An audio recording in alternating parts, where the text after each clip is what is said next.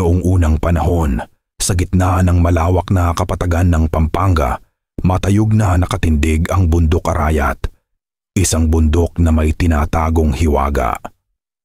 Sa paanan ng bundok, payapa at masagana ang pamumuhay ng mga tao.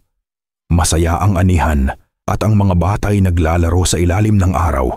Ngunit tuwing gabi, sa paligid ng apoy, ikinukwento ng matatanda ang alamat ng isang bantay na nakatira sa tuktok ng bundok.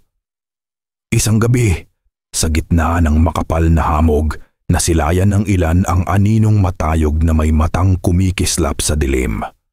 Ito ang halimaw ng Bundok Arayat, isang higanting kalahating tao, kalahating agila, na may gintong marka at pakpak na kumikislap. Hindi siya halimaw na maninira. Siya ang tagapangalaga ng kagubatan, kaibigan ng mga hayop at bantay ng kalikasan. Ngunit dumating ang panahon na ang tao'y naging sakim. Pinuputol nila ang mga puno, ginugulo ang tahanan ng mga nilalang. Dahil dito, nagalit ang bantay ng bundok. Lumakas ang hangin, nagngalit ang kanyang tinig at umuga ang kagubatan. Ang buong baryo'y binalot ng takot.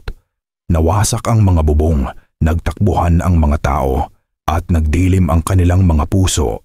Ngunit sa gitna ng gulo, may isang batang naglakas loob. Bitbit ang isang sulo, umakyat siya ng bundok, dala ang liwanag ng pag-asa.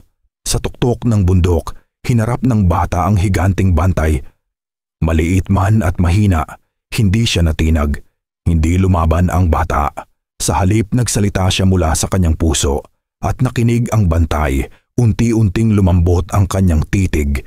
Ipinakita ng bantay ang hiwaga, ang kagubatang luntian, malinaw na ilog at mga hayop na malaya.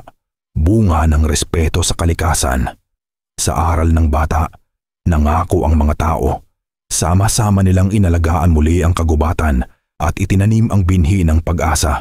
At mula noon, muling sumigla ang kapatagan. At sa tuktok ng Bundok Arayat, nanatiling nakatayo ang bantay, tagapangalaga ng tao at kalikasan.